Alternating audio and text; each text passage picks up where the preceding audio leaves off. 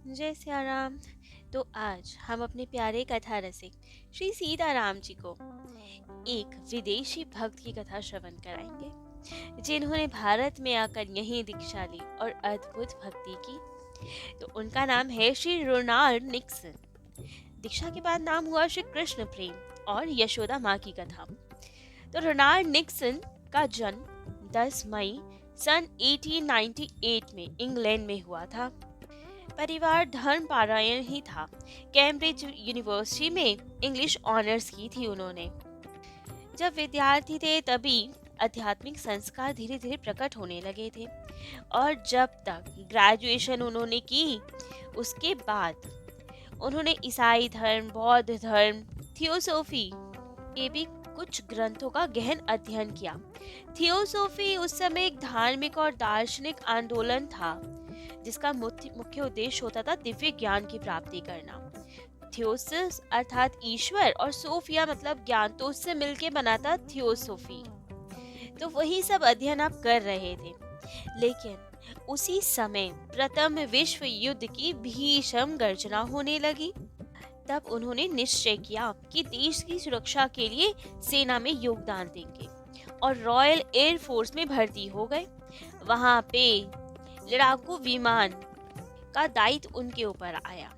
वायुसेना का आदेश मिला कि जर्मन अधिकृत बेल्जियम पे आक्रमण करना है, बमबार्ड करना है वहां पे, और वो सब जिम्मेदारी आप पे थी। तो निक्सन के सहित बहुत सारे चालक अपने अपने जहाजों में बहुत सारे बम भर के चल दिए और खूब तेज गति से जा रहे थे दुश्मन के ठिकाने की ओर। लेकिन दुश्मन भी सतर्क था। बेल्जियम की सीमा तक जैसे ही पहुंचने वाले थे, उससे पहले ही उसके लड़ाकू विमानों ने आपकी पूरी टुकड़ी को घेर कर हमला कर दिया और सफाया करने में जुट गए। निक्सन जी के बहुत सारे साथी मारे गए, केवल अब निक्सन ही रह गए। लेकिन उनके भाग्य में भी इसी तरह से अंत होना लिखा है, ये मान लिया था उन्होंने, अब हार मान चुके थे। लेकिन उसी समय उन्होंने एक दिव्य दृश्य देखा। उन्होंने देखा दूर, अति दूर आकाश के एक पहाड़ के शिखर की गुफा में से एक उज्जवल प्रकाश निकल रहा है, और वो प्रकाश तीव्र गति से आया और आप में प्रवेश कर गया। आप अर्धबाह्य अवस्था में थे। उन्होंने अनुभव किया कि कोई अज्ञात शक्ति उनके हृदय में, उनके देह पे पूरा अधिकार कर चुकी है।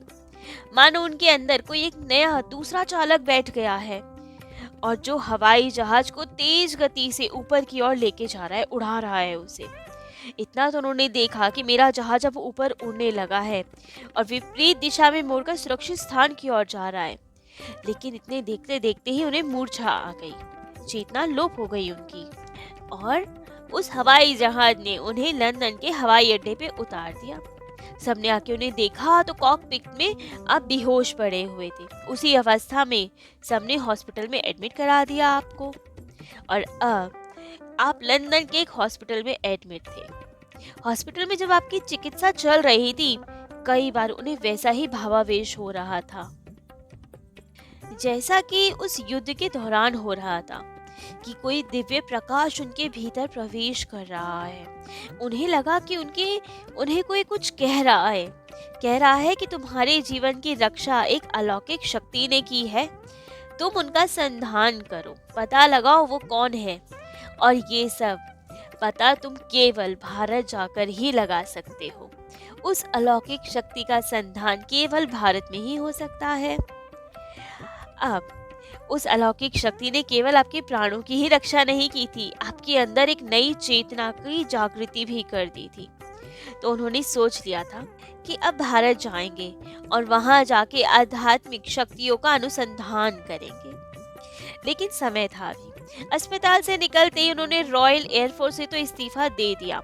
कुछ दिन कैम्ब्रिज यूनिवर्सिटी में भी बहुत सारे धर्म ग्रंथों का अध्ययन किया। इसी के बीच उनकी भेंट हुई लखनऊ विश्वविद्यालय के चांसलर डॉक्टर ज्ञानेंद्र चक्रवर्ती जी से, जो कि अपनी लखनऊ यूनिवर्सिटी के लिए कोई अच्छे इंग्लिश के प्रोफेसर को ढूंढने आए थे। तब उन्होंने निक्सन जी को देखा। अब निक्सन जी ने तो इंग्लिश ऑनर्स किया ही था, बहुत प्रवीण थे अपने क्षेत्र में। और जब उन्होंने पाया कि इनकी भारत में भी रुचि है, भारत के धर्म और संस्कृति के प्रति भी श्रद्धावान है, तो उसी समय ज्ञानेंद्र नाथ चक्रवर्ती जी ने आपको उस पद के लिए नियुक्त कर लिया और अपने भारत ले आए। अब यहाँ लखनऊ पहुंचकर निक्सन जी चक्रवर्ती जी के घर ही रहने लगे और विश्वविद्यालय में अध्यापन का कार्य करने लगे। चक्रवर्ती जी की एक धर्मपत्नी थी, श्रीमती मणिका देवी जी, जो कि बहुत वेल एजुकेटेड थी, बहुत उदार थी, स्नेही स्वभाव की थी और उनका निक्सन जी के प्रति वात्सल्य भाव हो गया और निक्सन जी का भी उनके प्रति सहज ही भाव हो गया। आत्मसमर्पण कर दिया उन्होंने। वे निक्सन जी को गोपाल कह के पुकारती थी और निक्सन जी उन्हें माँ कह के पुकारते थे। अब अध्यापन के साथ साथ निक्सन जी आध्यात्मिक क्षेत्र में भी अपनी खोजबीन जारी रखते थे। बौद्ध धर्म के प्रति सबसे पहले उनका आकर्षण हुआ। वहाँ पे इतना आकर्षण हुआ कि वहाँ बहुत परिश्रम किया। उन्होंने पाली भाषा सीखी, बौद्ध धर्म के मूल ग्रंथों का अध्ययन किया और उनके अनुसार ध्यान, धारणा आदि सबका अभ्यास किया। बहुत समय व्यतीत किया बौद्ध धर्म में, सब कुछ किया, जाना उनके बारे में, ध्यान समाधि सब की, लेकिन उन्हें तृप्ति नहीं मिली। तब उनकी रुचि वेद, उपनिषद आदि में हुई। संस्कृत भाषा सीखी उन्होंने और जब उसमें पारंगत हो गए तब उन्होंने सनातन धर्म के वेद, उपनिषद, गीता आदि का तत्वेषण किया, उसका पाठ किया, उनको हृदयंगम किया, खूब अच्छे से समझा। विश्वविद्यालय के सब छात्र छात्रा तो आपसे बहुत इम्प्रेस थे ही, लेकिन आपके व्यक्तित्व से, पांडित्य से लखनऊ के जितने गणमान्य व्यक्ति भी हैं, उनका भी आप आकर्षण का केंद्र बन गए थे। वैसे भी बहुत सुंदर दिखते थे, गौर वर्ण का शरीर था, नीले नेत्र थे, वाक्पटुता थी आपके पास, तो सहजे किसी के मन को भी हर लेते थे। और वैसे ही वाइस चांसलर ज्ञाननाथ जी भी थे और उनकी धर्मपत्नी मणिका देवी भी थी। वे भी बहुत सभ्य थे, लखनऊ के सभ्य समाज के मुकुटमणि ही थे वे भी। मणिका देवी अपने पति के साथ यूरोप, अमेरिका और विश्व के बहुत सारे स्थानों की यात्रा कर चुकी थी, तो इसलिए वे भारतीय शिष्टाचार भी जानती थी और पाश्चात्य एटिकेट्स भी जानती थी।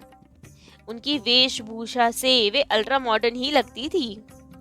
खूब पार्टियां हुआ करती थी जिसमें वे जाया करती थी, मेकअप भी किया करती थी, सिगरेट का धुआं भी उड़ाया करती थी, सबसे हंसी मजाक भी किया करती थी, ठहाका लगा के हंसा भी करती थी। उनके व्यक्तित्व को देखकर कोई भी उन्हें विदेशी महिला समझ सकता था, बिल्कुल वैसी ही थी वे। लेकिन निक्सन जी की तीव्र दृष्टि से बहुत दिनों तक ये नहीं छिप सका कि इस हर्षोल्लास, बाहरी आडंबर के पीछे उनका आत्मिक चेतना से भरपूर, उज्जवल और रहस्यमय जीवन भी है। चक्रवर्ती जी के घर पार्टी उत्सव तो बहुत हुआ करते थे और तभी वे देखते थे कि अचानक पार्टियों के बीच में से एकदम मणिका देवी कहीं चली जाती है। उनके भाव बिल्कुल बदल जाया करते थे और अचानक पार्टी छोड़कर अपने कमरे में चली जाया करती थी। कई बार उन्होंने जानना चाहा कि होता क्या है, अचानक माँ कहाँ अंतर्ध्यान हो जाती है। एक दिन ऐसे ही अवसर मिल गया उन्हें। एक समय चक्रवर्ती जी के घर खूब जलसा लगा हुआ था, पार्टी थी, आमोद प्रमोद, गाना बजाना, हंसी ठिठोली, बहुत अच्छा वातावरण था। लेकिन उसी समय निक्सन जी ने पाया कि मणिका देवी हॉल में से तुरंत अपने कमरे की ओर चली गई और जाकर अपने को कमरे में बंद कर लिया। निक्सन जी भी तब तुरंत माँ के पीछे गए और सीधे जाके माँ के कमरे में झांकने लगे कि ऐसे ये कैसे चली जाती है, क्या रहस्य है। तब तो उन्होंने देखा कि मणिका देवी कोने में ध्यानस्थ बैठी हुई है, नेत्र बंद है, शरीर निस्पंद है, चेतनाहीन है, आंखों से अविरल अश्रुधार बह रही है। कुछ समय इसी अवस्था में ध्यान मुद्रा में रहने के बाद फिर वो बाहरी अवस्था में आई, ड्रेसिंग टेबल के पास गई, मुंह पोंछा, दोबारा मेकअप किया और तब कमरे से बाहर निकली। लेकिन ये क्या, आज कमरे से बाहर निकली तो बाहर निक्सन खड़े हुए थे। गदगद स्वर में निक्सन जी ने कहा, किसी अपराधी की बाती हाथ जोड़कर बोले, माँ, तुम्हारी चोरी से आज तुम्हारे गोपाल ने तुम्हारी स्वर्गीय संपत्ति देख ली है। जान लिया है तुम्हारे पास कोई अलौकिक दिव्य संपत्ति है। पर माँ, क्या आपकी उस भगवदीय संपत्ति पे आपके बेटे का अधिकार नहीं है? क्यों अपने पुत्र से अब तक वो संपत्ति छुपा रखी थी आपने? क्योंकि इसी की तो खोज में अभी तक निक्सन जी यहाँ आए थे। ठाकुर जी की ही तो प्राप्ति करनी थी, आध्यात्मिक जीवन ही तो प्रारंभ करना था, लेकिन अभी तक उसकी प्राप्ति हो नहीं पाई थी क्योंकि बौद्ध धर्म में उन्हें तृप्ति नहीं मिली थी। तब तो ये सब सुनकर स्नेह से निक्सन जी की थोड़ी पे हाथ रख के माँ ने कहा, अच्छा, तुमने देख ही लिया है तो ठीक, सब रहस्य तुम्हें बताऊंगी, लेकिन अभी नहीं। और तब तुरंत जाके पुनः पहले के जैसे पार्टी में सम्मिलित हो गई, वैसे ही जैसे कि हास्य विनोद चल रहा था उसी में शामिल हो गई। और जब वो दिन पूरा हुआ, दूसरे दिन निक्सन को पास बुलाया और कहा, गोपाल देखो, देह के पीछे आत्मा होती है, आत्मा में तरंग उठती है जिससे मनुष्य बदल जाता है। तब वे परम आत्मा भगवान श्री कृष्ण जी के चरणों में जा लिपटता है। और ये घटना मेरे जीवन में शुरू हो चुकी है। उन्होंने बताया कि मेरे पति शिक्षावादी नहीं है केवल, वे दार्शनिक और थियोसॉफी आंदोलन के भी नेता रह चुके हैं। मैं भी थियोसॉफी में खूब रुचि रखती थी, लेकिन उससे हमारी आत्मा की प्यास नहीं बुझी क्योंकि हमें ज्ञान नहीं चाहिए, हम ज्ञान मार्गी नहीं हैं। तब तो उन्होंने बताया कि उन्होंने और उनके पति ने दोनों ने वैष्णव धर्म को अपनाया। वृंदावन जाकर श्री राधा रमन जी के मंदिर के आचार्य श्री बालकृष्ण गोस्वामी जी से उन्होंने दीक्षा ग्रहण की और कहा, तभी से श्री कृष्ण जी की प्रेम साधना में वे लीन थी। अपनी साधना गुप्त रखना चाहती थी वे। कहती है, लेकिन कृष्ण जी ऐसे दुष्ट हैं कि वे ना समय देखते हैं ना स्थान। जब उनकी इच्छा होती है तब वे मुझे खींच लेते हैं। तब श्री कृष्ण जी के चरणों से एक प्रकाश निकलता है जिससे मेरी चेतना हट जाती है।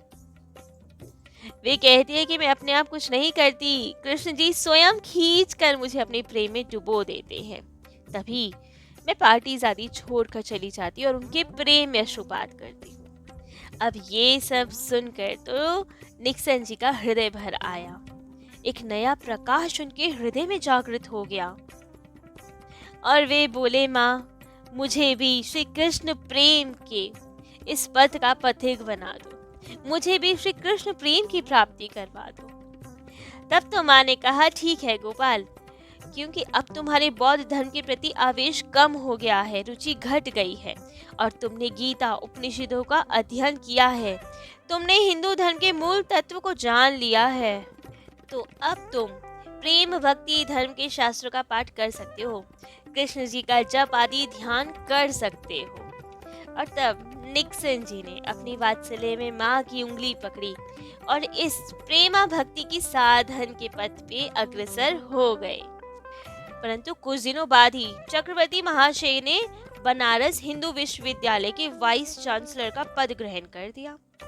अब वे वहां गए बनारस तो माँ को भी जाना था और माँ जाती तो निक्सन जी भी जाते। तो इसलिए निक्सन जी ने लखनऊ का विश्वविद्यालय का ऊंचे वेतन का पद का त्याग किया और अपनी माँ के साथ वाराणसी जाने का निश्चय किया और वहां कम वेतन पे वाराणसी विश्वविद्यालय के ही अंग्रेजी विभाग के प्राध्यापक का पद स्वीकार किया। चक्रवर्ती जी गंगा तट पे श्री रामकृष्ण डालमिया जी के राधा बाग नामक भव्य भवन में रहने लगे, जहाँ पे मणिका देवी के कई विदेशी शिष्य और निक्सन जी साथ रहते थे। उनके नित्य नए उत्सव होते थे, वहाँ पाठ होता था, कीर्तन होता था, खूब अनुष्ठान होते थे। जैसा कि नाम था राधा बाग, वो सार्थक होने लगा। सच में पूरा वातावरण राधामय हो गया था। निक्सन जी और मणिका देवी की ये जो कृष्ण भक्ति की प्रेम धारा थी, ये निर्विघ्न चल रही थी। मणिका देवी ने निक्सन जी को श्रीमद् भागवत पढ़ाना शुरू किया था। अब उसमें इतना मन लगा कि एक दिन भागवत पाठ के पश्चात निक्सन जी बोले, माँ, मैंने निश्चय कर लिया है, मैं अब वैष्णव मंत्र से संन्यास दीक्षा ग्रहण करूंगा। माँ भी प्रसन्न हुई कि भक्ति पथ पे है, तो कहा अच्छी बात है, अवश्य लेना। लेकिन निक्सन जी ने कहा लूंगा तो अवश्य, लेकिन संन्यास केवल आपसे लूंगा। मैं आप ही को गुरु मानता हूँ, तो संन्यास दीक्षा आप ही से लूंगा। माँ ने कहा जब मैं स्वयं ही गृहस्थ हूँ तो मैं संन्यास दीक्षा कैसे दे सकती हूँ। लेकिन पुत्र तो आज अड़ गया, नहीं, जो भी हो मुझे आपसे ही दीक्षा लेनी है। मैं और कुछ नहीं जानता कि आप दे सकती हैं या नहीं, लेकिन संन्यास दीक्षा आप ही को देनी पड़ेगी मुझे। तब तो कुछ देर रुक कर माँ ने कहा चलो ठीक है, मैं ही तुम्हें संन्यास दीक्षा दूंगी।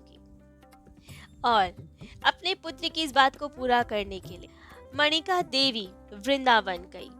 पहले स्वयं श्री बालकृष्ण गोस्वामी जी से उन्होंने संन्यास दीक्षा ग्रहण की, जिससे उन्हें अधिकार मिल सके संन्यास दीक्षा देने का। और उसके बाद आकर निक्सन को संन्यास दीक्षा दी। तब उनका नाम हुआ यशोदा माँ और निक्सन जी का नाम हुआ श्री कृष्ण प्रेम। तो अब दोनों सन्यासी हो गए हैं माँ पुत्र। आगे का जीवन साधन कैसा रहता है, ये सब हम अपने प्यारे कथा रसिक श्री सीताराम जी को कल श्रवण कराएंगे। आज के लिए इतना ही। जय जय श्री सीताराम।